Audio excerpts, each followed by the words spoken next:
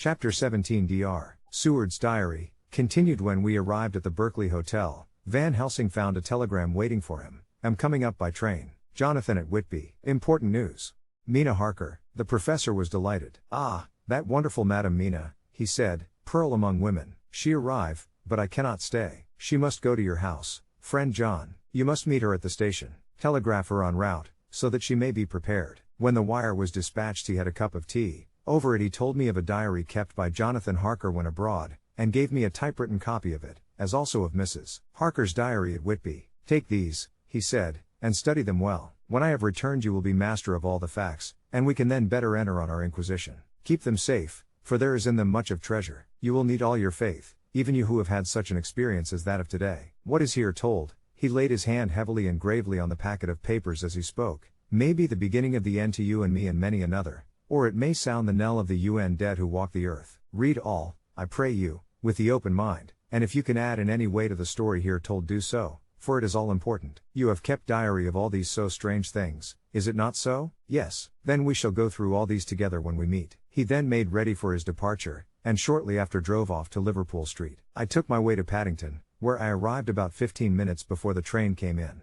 The crowd melted away, after the bustling fashion common to arrival platforms, and I was beginning to feel uneasy, lest I might miss my guest, when a sweet-faced, dainty-looking girl stepped up to me, and, after a quick glance, said, "Drive, Seward, is it not? And you are Mrs. Harker," I answered at once, whereupon she held out her hand. "I knew you from the description of poor dear Lucy, but," she stopped suddenly, and a quick blush overspread her face. The blush that rose to my own cheeks somehow set us both at ease, for it was a tacit answer to her own. I got her luggage, which included a typewriter, and we took the Underground to Fenchurch Street, after I had sent a wire to my housekeeper to have a sitting room and bedroom prepared at once for Mrs. Harker. In due time we arrived. She knew, of course, that the place was a lunatic asylum, but I could see that she was unable to repress a shudder when we entered. She told me that, if she might, she would come presently to my study, as she had much to say. So here I am finishing my entry in my phonograph diary whilst I await her. As yet I have not had the chance of looking at the papers which Van Helsing left with me, though they lie open before me. I must get her interested in something, so that I may have an opportunity of reading them. She does not know how precious time is, or what a task we have in hand. I must be careful not to frighten her. Here she is. Mina Harker's Journal, 29th of September. After I had tidied myself, I went down to drive Seward's study. At the door I paused a moment, for I thought I heard him talking with someone. As, however, he had pressed me to be quick, I knocked at the door, and on his calling out, "Come in," I entered. To my intense surprise, there was no one with him. He was quite alone, and on the table opposite him was what I knew at once from the description to be a phonograph. I had never seen one, and was much interested. "I hope I did not keep you waiting," I said, "but I stayed at the door as I heard you talking, and thought there was someone with you." "Oh," he replied with a smile, "I was only entering my diary." "Your diary?" I asked him in surprise. "Yes," he answered, "I keep it in this." As he spoke he laid his hand on the phonograph. I felt quite excited over it, and blurted out, "Why, this beats even shorthand. May I hear it say something?" "Certainly," he replied with alacrity, and stood up to put it in train for speaking. Then he paused, and a troubled look overspread his face. "The fact is," he began awkwardly, "I only keep my diary in it, and as it is entirely, almost entirely, about my cases, it may be awkward, that is, I mean," he stopped, and I tried to help him out of his embarrassment. "You helped to attend dear Lucy at the end. Let me hear how she died. For all that I know of her, I shall be very grateful. She was very, very dear to me." To my surprise, he answered, with a horror-struck look in his face, "Tell you of her death? Not for the wide world." "Why not?" I asked, for some grave, terrible feeling was coming over me. Again he paused, and I could see that he was trying to invent an excuse. At length he stammered out, "You see, I do not know how to pick out any particular part of the diary." Even while he was speaking an idea dawned upon him, and he said with unconscious simplicity, in a different voice, and with the naivete of a child, "That's quite true, upon my honor." Honest Indian. I could not but smile, at which he grimaced. "I gave myself away that time," he said, "but do you know that, although I have kept the diary for months past, it never once struck me how I was going to find any particular part of it in case I wanted to look it up?" By this time my mind was made up that the diary of a doctor who attended Lucy might have something to add to the sum of our knowledge of that terrible being, and I said boldly, "Then, drive, Seward, you had better let me copy it out for you on my typewriter." He grew to a positively deathly pallor as he said, "No, no, no, for all the world, I wouldn't let you know that terrible story." Then it was terrible, my intuition was right. For a moment I thought, and as my eyes ranged the room, unconsciously looking for something or some opportunity to aid me, they lit on a great batch of typewriting on the table. His eyes caught the look in mine, and, without his thinking, followed their direction. As they saw the parcel, he realized my meaning. "You do not know me," I said. "When you have read those papers, my own diary and my husband's also, which I have typed, you will know me better. I have not faltered in giving every thought of my own heart in this cause. But, of course, you do not know me, yet, and I must not expect you to trust me so far. He is certainly a man of noble nature. Poor dear Lucy was right about him." He stood up and opened a large drawer, in which were arranged in order a number of hollow cylinders of metal covered with dark wax, and said, "You are quite right. I did not trust you because I did not know you, but I know you now, and let me say that I should have known you long ago. I know that Lucy told you of me, she told me of you too. May I make the only atonement in my power? Take the cylinders and hear them. The first half dozen of them are personal to me, and they will not horrify you. Then you will know me better. Dinner will by then be ready. In the meantime I shall read over some of these documents, and shall be better able to understand certain things." He carried the phonograph himself up to my sitting room and adjusted it for me. "Now I shall learn something pleasant, I am sure, for it will tell me the other side of a true love episode of which I know one side already. Drive, Seward's Diary, 29th of September. I was so absorbed in that wonderful diary of Jonathan Harker and that other of his wife that I let the time run on without thinking. Mrs. Harker was not down when the maid came to announce dinner, so I said, "She is possibly tired. Let dinner wait an hour," and I went on with my work. I had just finished Mrs. Harker's diary, when she came in. She looked sweetly pretty, but very sad, and her eyes were flushed with crying. This somehow moved me much. Of late I have had cause for tears, God knows, but the relief of them was denied me, and now the sight of those sweet eyes, brightened with recent tears, went straight to my heart. So I said as gently as I could, "I greatly fear I have distressed you." "Oh, no, not distressed me," she replied, "but I have been more touched than I can say by your grief. That is a wonderful machine, but it is cruelly true. It told me, in its very tones, the anguish of your heart. It was like a soul crying out to Almighty God. No one must hear them spoken ever again. See, I have tried to be useful." Chapter 18 Dr. Seward's Diary 30 September. I got home at 5 o'clock, and found that Godalming and Morris had not only arrived, but had already studied the transcript of the various diaries and letters which Harker and his wonderful wife had made and arranged. Harker had not yet returned from his visit to the carrier's men, of whom Drive Hennessy had written to me. Mrs. Harker gave us a cup of tea, and I can honestly say that, for the first time since I have lived in it, this old house seemed like home. When we had finished, Mrs. Harker said, "Drive, Seward, may I ask a favor? I want to see your patient, Mr. Renfield. Do let me see him. What you have said of him in your diary interests me so much." She looked so appealing and so pretty that I could not refuse her, and there was no possible reason why I should, so I took her with me. When I went into the room, I told the man that a lady would like to see him, to which he simply answered, "Why, she is going through the house, and wants to see every one in it." I answered, "Oh, very well," he said, "let her come in, by all means, but just wait a minute till I tidy up the place." His method of tidying was peculiar. He simply swallowed all the flies and spiders in the boxes before I could stop him. It was quite evident that he feared, or was jealous of, some interference. When he had got through his disgusting task, he said cheerfully, "Let the lady come in," and sat down on the edge of his bed with his head down, but with his eyelids raised so that he could see her as she entered. For a moment I thought that he might have some homicidal intent. I remembered how quiet he had been just before he attacked me in my own study, and I took care to stand where I could seize him at once if he attempted to make a spring at her. She came into the room with an easy gracefulness which would at once command the respect of any lunatic, for easiness is one of the qualities mad people most respect. She walked over to him, smiling pleasantly, and held out her hand. "Good evening, Mr. Renfield," said she. "You see, I know you, for Drive Seward has told me of you." He made no immediate reply, but eyed her all over intently with a set frown on his face. This look gave way to one of wonder, which merged in doubt. Then, to my intense astonishment, he said, "You're not the girl the doctor wanted to marry, are you? You can't be, you know, for she's dead." Mrs. Harker smiled sweetly as she replied, "Oh no, I have a husband of my own, to whom I was married before I ever saw Drive Seward, or he me." "I am Mrs. Harker. Then what are you doing here?" "My husband and I are staying on a visit with Drive Seward." "Then don't stay." "But why not?" I thought that this style of conversation might not be pleasant to Mrs. Harker, any more than it was to me, so I joined in. "How did you know I wanted to marry anyone?" His reply was simply contemptuous, given in a pause in which he turned his eyes from Mrs. Harker to me, instantly turning them back again. "What an asinine question." "I don't see that at all, Mr. Renfield," said Mrs. Harker, at once championing me. He replied to her with as much courtesy and respect as he had shown contempt to me. You will, of course, understand, Mrs. Harker, that when a man is so loved and honored as our host is, everything regarding him is of interest in our little community. Drive. Seward is loved not only by his household and his friends, but even by his patients, who, being some of them hardly in mental equilibrium, are apt to distort causes and effects. Since I myself have been an inmate of a lunatic asylum, I cannot but notice that the sophistic tendencies of some of its inmates lean towards the errors of non causa and ignoratio elenchi. I positively opened my eyes at this new development. Here was my own pet lunatic, the most pronounced of his type that I had ever met with, talking elemental philosophy, and with the manner of a polished gentleman. I wonder if it was Mrs. Harker's presence which had touched some chord in his memory. If this new phase was spontaneous, or in any way due to her unconscious influence, she must have some rare gift or power. We continued to talk for some time,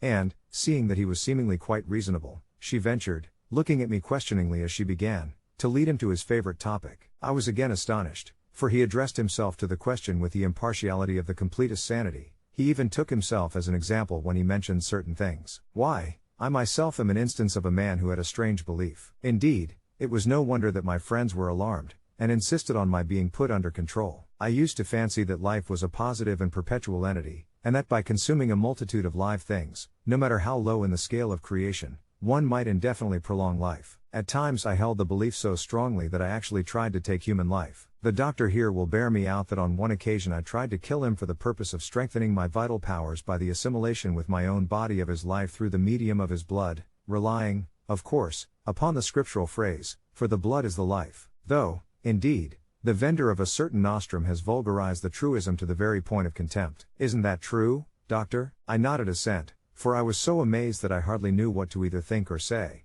It was hard to imagine that I had seen him eat up his spiders and flies not 5 minutes before. Looking at my watch, I saw that I should go to the station to meet Van Helsing, so I told Mrs. Harker that it was time to leave. She came at once, after saying pleasantly to Mr. Renfield, "Goodbye, and I hope I may see you often, under auspices pleasanter to yourself," to which, to my astonishment, he replied, "Goodbye, my dear, I pray God I may never see your sweet face again. May he bless and keep you." When I went to the station to meet Van Helsing I left the boys behind me. Poor Art seemed more cheerful than he has been since Lucy first took ill, and Quincy is more like his own bright self than he has been for many a long day. Van Helsing stepped from the carriage with the eager nimbleness of a boy. He saw me at once, and rushed up to me, saying, "Ah, friend John, how goes all?" "Well, so, I have been busy, for I come here to stay if need be. All affairs are settled with me, and I have much to tell." "Madam Mina is with you?" "Yes, and her so fine husband, and Arthur and my friend Quincy, they are with you, too?" "Good." As I drove to the house I told him of what had passed, and of how my own diary had come to be of some use through Mrs. Harker's suggestion,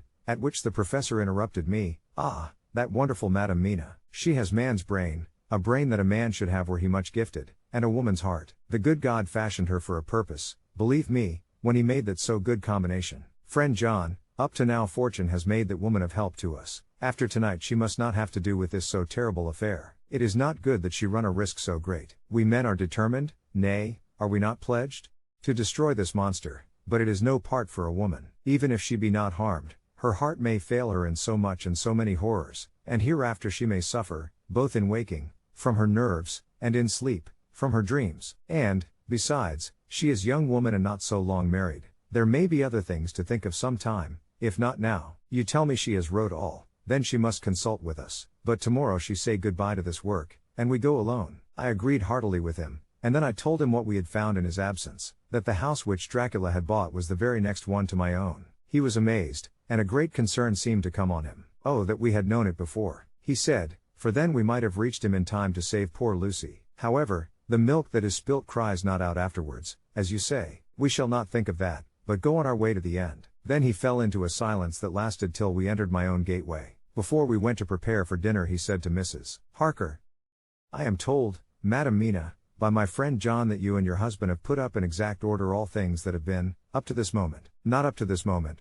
Professor," she said impulsively, "but up to this morning." "But why not up to now? We have seen hitherto how good light all the little things have made. We have told our secrets, and yet no one who is told is the worse for it." Mrs. Harker began to blush, and taking a paper from her pockets, she said, "Drive. Van Helsing, will you read this, and tell me if it must go in? It is my record of today. I too have seen the need of putting down at present everything, however trivial, but there is little in this except what is personal. Must it go in? The professor read it over gravely, and handed it back, saying, "It need not go in if you do not wish it, but I pray that it may. It can but make your husband love you the more, and all us, your friends, more honor you, as well as more esteem and love." She took it back with another blush and a bright smile. "And so now, up to this very hour, all the records we have are complete and in order." The professor took away one copy to study after dinner, and before our meeting, which is fixed for 9 o'clock, he can, when once he find his way, come out from anything or into anything, no matter how close it be bound or even fused up with fire, solder you call it. He can see in the dark, no small power this, in a world which is one half shut from the light. Ah, but hear me through, he can do all these things, yet he is not free. Nay, he is even more prisoner than the slave of the galley, than the madman in his cell. He cannot go where he lists, he who is not of nature has yet to obey some of nature's laws, why we know not. He may not enter anywhere at the first, unless there be some one of the household who bid him to come,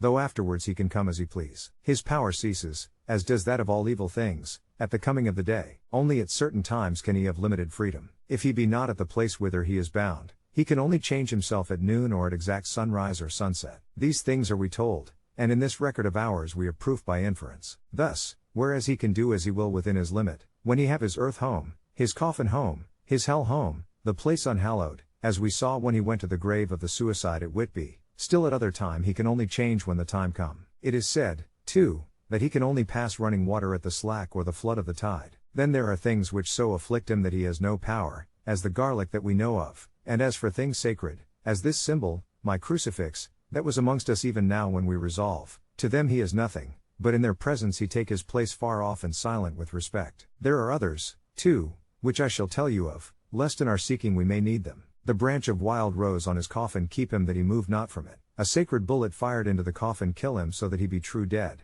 and as for the stake through him, we know already of its peace, or the cut off head that giveth rest. We have seen it with our eyes. Thus when we find the habitation of this man that was, we can confine him to his coffin and destroy him, if we obey what we know. But he is clever. I have asked my friend Arminius, of Budapest University, to make his record, and, from all the means that are, he tell me of what he has been. He must, indeed, have been that voivode Dracula who won his name against the Turk, over the great river on the very frontier of Turkeyland. If it be so, then was he no common man, for in that time, and for centuries after, he was spoken of as the cleverest and the most cunning, as well as the bravest of the sons of the land beyond the forest. That mighty brain and that iron resolution went with him to his grave, and are even now arrayed against us. The Draculas were, says Arminius, a great and noble race, though now and again were scions who were held by their coevals to have had dealings with the evil one. They learned his secrets in the Scholomance, amongst the mountains over Lake Hermannstadt, where the devil claims the 10th scholar as his due. In the records are such words as Stragoica, witch, Ortig,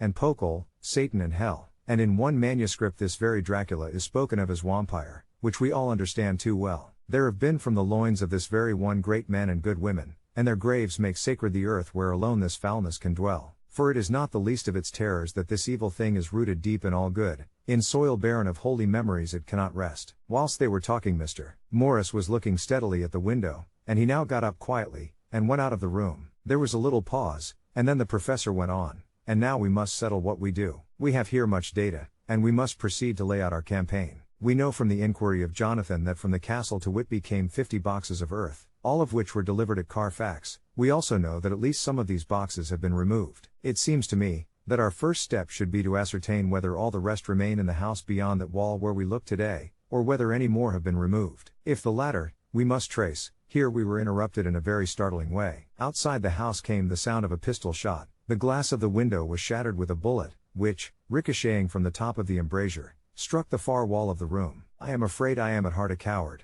for I shrieked out. The men all jumped to their feet. Lord Godalming flew over to the window and threw up the sash. As he did so we heard Mr. Morris's voice without, "Sorry, I fear I have alarmed you. I shall come in and tell you about it." A minute later he came in and said, "It was an idiotic thing of me to do, and I ask your pardon, Mrs. Harker, most sincerely. I fear I must have frightened you terribly. But the fact is that whilst the professor was talking there came a big bat and sat on the windowsill. I have got such a horror of the damned brutes from recent events that I cannot stand them, and I went out to have a shot, as I have been doing of late of evenings, whenever I have seen one. You used to laugh at me for it then, Art. Did you hit it?" asked Drive. Van Helsing. "I don't know, I fancy not, for it flew away into the wood." Without saying any more he took his seat, and the professor began to resume his statement. We must trace each of these boxes, and when we are ready, we must either capture or kill this monster in his lair, or we must, so to speak, sterilize the earth, so that no more he can seek safety in it. Thus in the end we may find him in his form of man between the hours of noon and sunset, and so engage with him when he is at his most weak. And now for you, Madam Mina, this night is the end until all be well. You are too precious to us to have such risk. When we part tonight, you no more must question. We shall tell you all in good time. We are men and are able to bear, but you must be our star and our hope, and we shall act all the more free that you are not in the danger, such as we are. All the men, even Jonathan, seemed relieved, but it did not seem to me good that they should brave danger and, perhaps, lessen their safety, strength being the best safety, through care of me, but their minds were made up, and, though it was a bitter pill for me to swallow, I could say nothing, save to accept their chivalrous care of me. Mr. Morris resumed the discussion. As there is no time to lose, I vote we have a look at his house right now. Time is everything with him, and swift action on our part may save another victim. I own that my heart began to fail me when the time for action came so close, but I did not say anything, for I had a greater fear that if I appeared as a drag or a hindrance to their work, they might even leave me out of their counsels altogether. They have now gone off to Carfax, with means to get into the house. Manlike, they had told me to go to bed and sleep, as if a woman can sleep when those she loves are in danger. I shall lie down and pretend to sleep, lest Jonathan have added anxiety about me when he returns. Drive. Seward's Diary, 1st of October, 4 a.m. Just as we were about to leave the house, an urgent message was brought to me from Renfield to know if I would see him at once, as he had something of the utmost importance to say to me. I told the messenger to say that I would attend to his wishes in the morning. I was busy just at the moment. The attendant added, "He seems very importunate, sir. I have never seen him so eager. I don't know but what, if you don't see him soon, he will have one of his violent fits." I knew the man would not have said this without some cause, so I said, "All right, I'll go now," and I asked the others to wait a few minutes for me, as I had to go and see my patient. "Take me with you, friend John," said the professor. "His case in your diary interests me much, and it had bearing, too, now and again on our case. I should much like to see him, and especially when his mind is disturbed." "May I come also?" asked Lord Godalming. "Me too?" said Quincy Morris. "May I come?" said Harker. I nodded, and we all went down the passage together. We found him in a state of considerable excitement, but far more rational in his speech and manner than I had ever seen him. There was an unusual understanding of himself, which was unlike anything I had ever met with in a lunatic, and he took it for granted that his reasons would prevail with others entirely sane. We all four went into the room,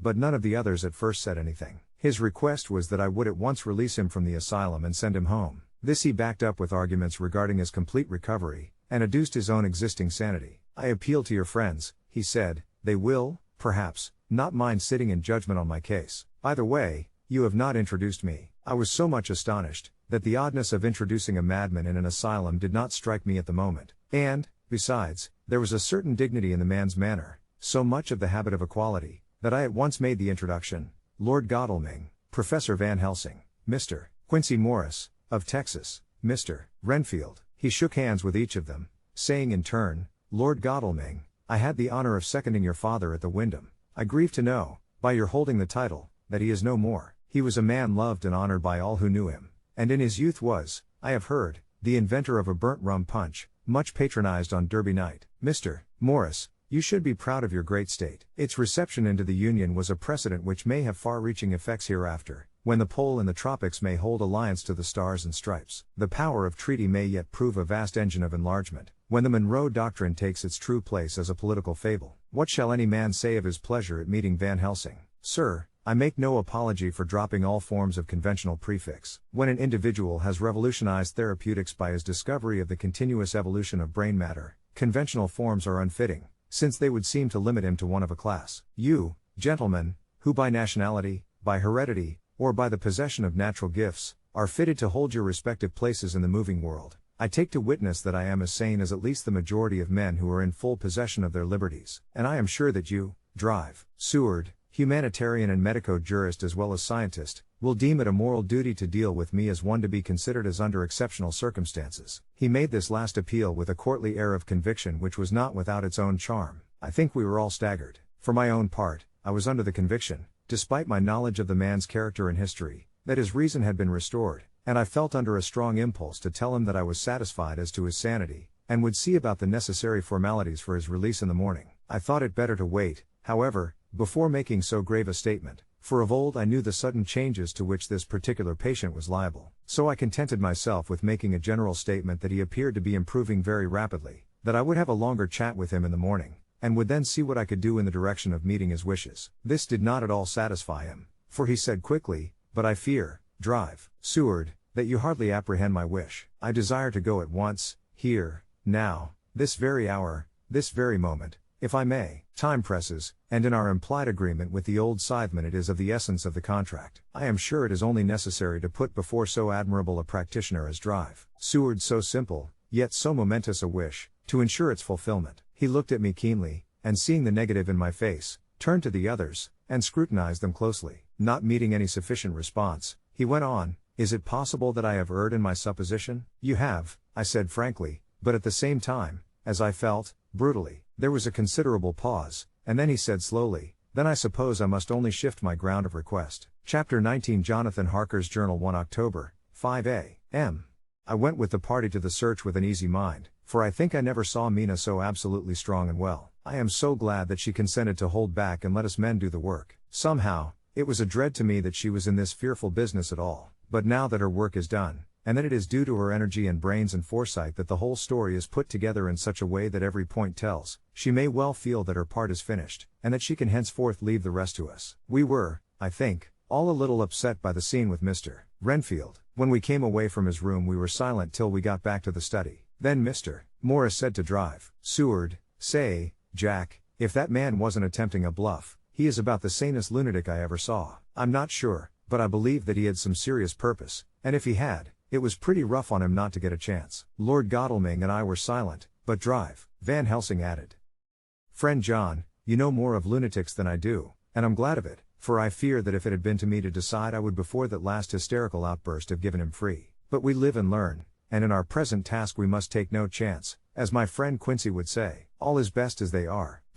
Seward seemed to answer them both in a dreamy kind of way. "I don't know but that I agree with you. If that man had been an ordinary lunatic I would have taken my chance of trusting him. But he seems so mixed up with the Count in an indexy kind of way that I am afraid of doing anything wrong by helping his fads. I can't forget how he prayed with almost equal fervor for a cat, and then tried to tear my throat out with his teeth. Besides, he called the Count Lord and Master, and he may want to get out to help him in some diabolical way. That horrid thing has the wolves and the rats and his own kind to help him, so I suppose he isn't above trying to use a respectable lunatic. He certainly did seem earnest, though. I only hope we have done what is best. These things, in conjunction with the wild work we have in hand, help to unnerve a man." The professor stepped over, and laying his hand on his shoulder, said in his grave, kindly way, "Friend John, have no fear. We are trying to do our duty in a very sad and terrible case. We can only do as we deem best. What else have we to hope for, except the pity of the good God?" Lord Godalming had slipped away for a few minutes, but now he returned. He held up a little silver whistle, as he remarked,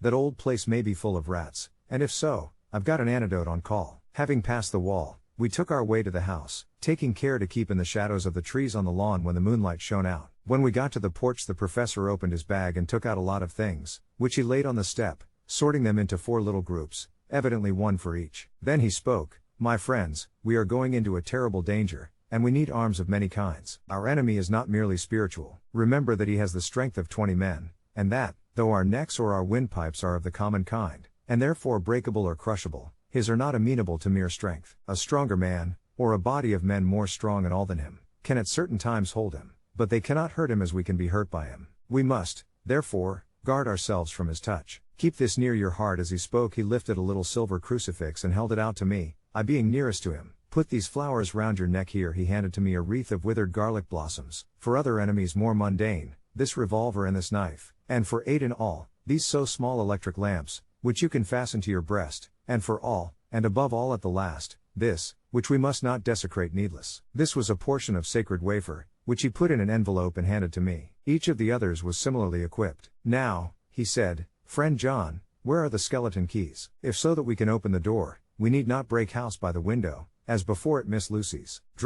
Seward tried 1 or 2 skeleton keys, his mechanical dexterity as a surgeon standing him in good stead. Presently he got one to suit. After a little play back and forward the bolt yielded, and, with a rusty clang, shot back. We pressed on the door, the rusty hinges creaked, and it slowly opened. It was startlingly like the image conveyed to me in Seward's diary of the opening of Miss Westenra's tomb. I fancy that the same idea seemed to strike the others, for with one accord they shrank back. The professor was the first to move forward, and stepped into the open door. In manus tuus, Domini, he said, crossing himself as he passed over the threshold. We closed the door behind us, lest when we should have lit our lamps we should possibly attract attention from the road. The professor carefully tried the lock, lest we might not be able to open it from within should we be in a hurry making our exit. Then we all lit our lamps and proceeded on our search. The light from the tiny lamps fell in all sorts of odd forms, as the rays crossed each other, or the opacity of our bodies threw great shadows. I could not for my life get away from the feeling that there was someone else amongst us. I suppose it was the recollection,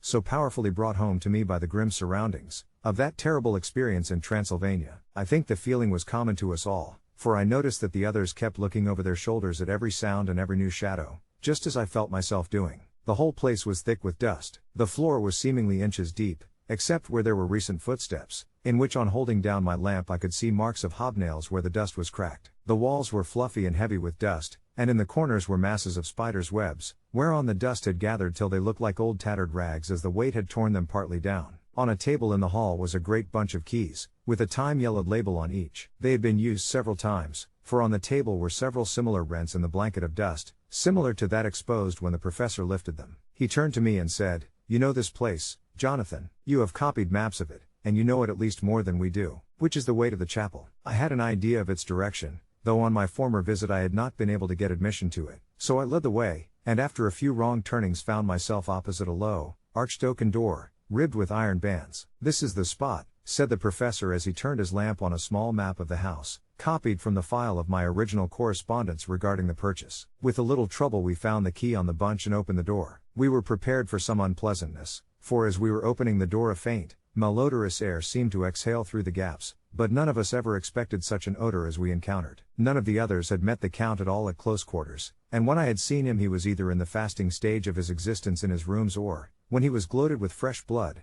in a ruined building open to the air. But here the place was small and close, and the long disuse had made the air stagnant and foul. There was an earthy smell, as of some dry miasma, which came through the fouler air. But as to the odor itself, how shall I describe it? It was not alone that it was composed of all the ills of mortality and with the pungent, acrid smell of blood, but it seemed as though corruption had become itself corrupt. Faugh! It sickens me to think of it. Every breath exhaled by that monster seemed to have clung to the place and intensified its loathsomeness. Under ordinary circumstances such a stench would have brought our enterprise to an end. But this was no ordinary case, and the high and terrible purpose in which we were involved gave us a strength which rose above merely physical considerations. After the involuntary shrinking consequent on the first nauseous whiff, we one and all set about our work as though that loathsome place were a garden of roses. We made an accurate examination of the place, the professor saying as we began, "The first thing is to see how many of the boxes are left. We must then examine every hole and corner and cranny and see if we cannot get some clue as to what has become of the rest." A glance was sufficient to show how many remained, for the great earth chests were bulky, and there was no mistaking them.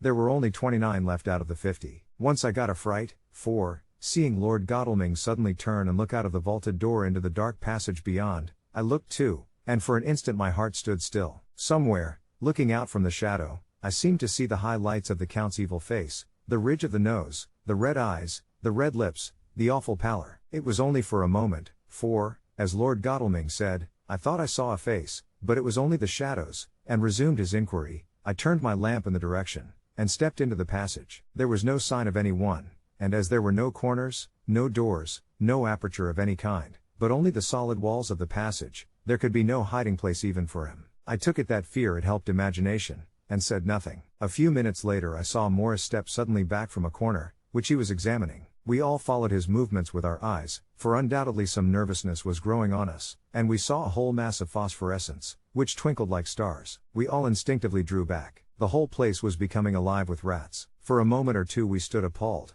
all save Lord Godalming, who was seemingly prepared for such an emergency. Rushing over to the great iron-bound oaken door, which Seward had described from the outside, and which I had seen myself, he turned the key in the lock, drew the huge bolts, and swung the door open. Then, taking his little silver whistle from his pocket, he blew a low, shrill call. It was answered from behind Seward's house by the yelping of dogs, and after about a minute 3 terriers came dashing round the corner of the house. Unconsciously we had all moved towards the door, and as we moved I noticed that the dust had been much disturbed. The boxes which had been taken out had been brought this way, but even in the minute that had elapsed the number of the rats had vastly increased. They seemed to swarm over the place all at once, till the lamplight, shining on their moving dark bodies and glittering, baleful eyes, made the place look like a bank of earth set with fireflies. The dogs dashed on, but at the threshold suddenly stopped and snarled, and then, simultaneously lifting their noses, began to howl in most lugubrious fashion. The rats were multiplying in thousands, and we moved out. Lord Godalming lifted one of the dogs, and carrying him in, placed him on the floor. The instant his feet touched the ground he seemed to recover his courage, and rushed at his natural enemies. They fled before him so fast that before he had shaken the life out of a score, the other dogs,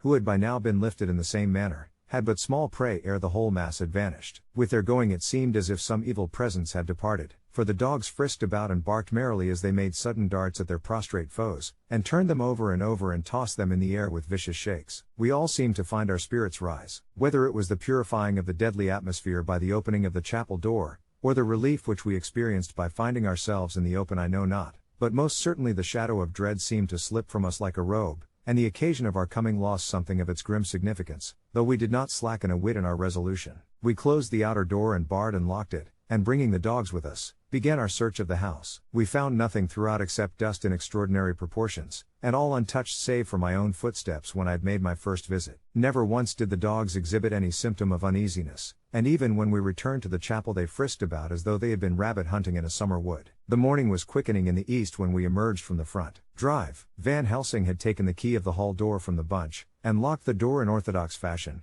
putting the key into his pocket when he had done. So far, he said, our night has been eminently successful. No harm has come to us such as I feared might be, and yet we have ascertained how many boxes are missing. More than all do I rejoice that this, our first, and perhaps our most difficult and dangerous, step has been accomplished without the bringing thereinto our most sweet Madam Mina, or troubling her waking or sleeping thoughts with sights and sounds and smells of horror which she might never forget. One lesson, too, we have learned, if it be allowable to argue a particular eye, that the brute beasts which are to the Count's command are yet themselves not amenable to his spiritual power. For look, these rats that would come to his call, just as from his castle top he summoned the wolves to your going and to that poor mother's cry, though they come to him, they run pell-mell from the so little dogs of my friend Arthur. We have other matters before us, other dangers, other fears, and that monster, he has not used his power over the brute world for the only or the last time tonight. So be it that he has gone elsewhere. Good. It has given us opportunity to cry check in some ways in this chess game, which we